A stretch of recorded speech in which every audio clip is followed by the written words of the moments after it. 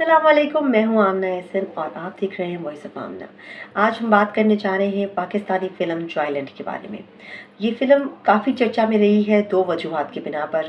पहली वजह ये है कि इसको ऑस्कर के लिए नॉमिनेट किया गया है और दूसरी वजह ये है कि जब पाकिस्तान में रिलीज़ हो रही थी तो पैमरा की तरफ से इसको बैन कर दिया गया था। गो के चंद चीज़ें तल्फ़ करने के बाद इसको बैन से हटा दिया गया है, लेकिन बहरहाल इसको बैन किया गया था। आज हम इसकी टेक्निक्स पे बात नहीं करने जा रहे हैं क्योंकि ये हमारी फील्ड नहीं है, लेकिन एज अ ऑडियंस आपको इसमें क्या पसंद आ सकता है, क्या ना पसंद आ सकता है और इसको कैसे बेहतर बनाया जा सकता था, इस पर हम बात करेंगे। सबसे पहले हम बात करते हैं साइम सादिक साहब की, जिनकी ये पहली फ़िल्म है as a writer and director. फिर नाम सुनने को मिल जाता है सरमद खूसट साहब का, जिनका नाम आता है एज आ प्रोड्यूसर। सरमद खूसट मशहूर हैं पाकिस्तानी फिल्म इंडस्ट्री में इनोवेशन लाने के लिए। साथ ही साथ इसकी कास्ट में अली जनीशा हैं, अलीना खान हैं, सानिया सईद हैं, सरवत किलानी हैं और मेरी फेवरेट रास्ती फारूक हैं। सबसे पहली बात जो मैं इस फ़िल्म के बारे में कहना चाहूँगी वो ये है कि इस फ़िल्म को ख़ासा एतराज़ का सामना रहा है कि इसमें हम जिस परस्ती को फ़रोग़ दिया गया है।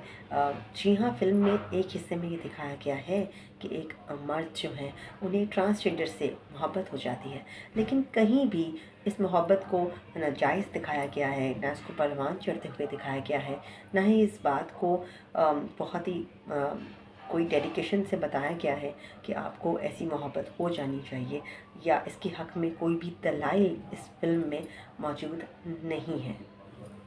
बात जो बहुत सारे लोग पूछते हैं वो ये है कि क्या हकीकी मसाइल का इस फ़िल्म में ज़िक्र है, तज़किरा किया गया है। तो जी बिल्कुल, वो सारे मसाइल जो पाकिस्तानी माशरे में पाकिस्तान के एक घर में पाए जाते हैं, उन सभी का इसमें तज़किरा किया गया है। और कहीं न कहीं यही बात इस फ़िल्म के लिए एक ड्रॉबैक के तौर पे एक मुश्किल खड़ी कर देता है, क्योंकि इसमें बहुत सारे मसाइल को इकट्ठा किया गया है, जिसकी वजह से मेरा अपना ज़ाती ख़्याल ये है कि सारे मसाइल पे थोड़ी-थोड़ी गुफ्तगू हुई है, लेकिन किसी भी मसले को मुनासिब तरीके से टारगेट नहीं किया गया। एक सवाल ये भी है कि क्या ये फ़िल्म एंटरटेनिंग है?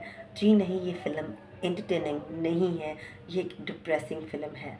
और अगर आप हसास दिल रखते हैं और सोचते समझते हैं, तो किसी चीज़ को लेकर सोचते रहते हैं, तो ये फ़िल्म आपको काफ़ी हद तक डिस्टर्ब कर सकती है, क्योंकि इसकी एक ख़ासी डिप्रेसिंग किस्म की एंडिंग है। या ये भी कहा जा सकता है कि एक डिप्रेशन से स्टार्ट होके बहुत सारे डिप्रेशंस देखकर एक डिप्रेशन पर ही इसका अख्ताम है। और ये बात ही मुझे लगा कि कुछ काबिल एतराज़ है।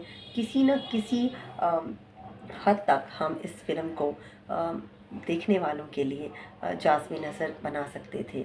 ऐसा नहीं है कि हम स्टोरीज़ में कोई बहुत ज़्यादा हैप्पी एंडिंग दिखाते या अपने स्टोरी लाइन से हट जाते, लेकिन बहरहाल मज़ा का एक अंसर पैदा किया जा सकता था।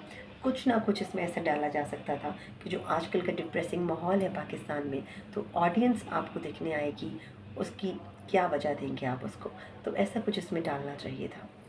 जो काबिल एतराज़ है वो ये है कि मैं बज़ाते ख़ुद बहुत सारे ट्रांसजेंडर्स को जानती हूँ जो तालीम हासिल करना चाहते हैं, जो प्रोफेसर्स हैं, डॉक्टर्स हैं, वकील हैं, लेकिन इस फ़िल्म में ट्रांसजेंडर को ख़ास तौर पर उसी गेटअप में दिखाया गया है, वही पेशा दिया गया है जिस पेशे से ट्रांसजेंडर जो हैं उनकी पहचान है और वो इस पेशे से अपनी जान छुड़ाना चाहते हैं।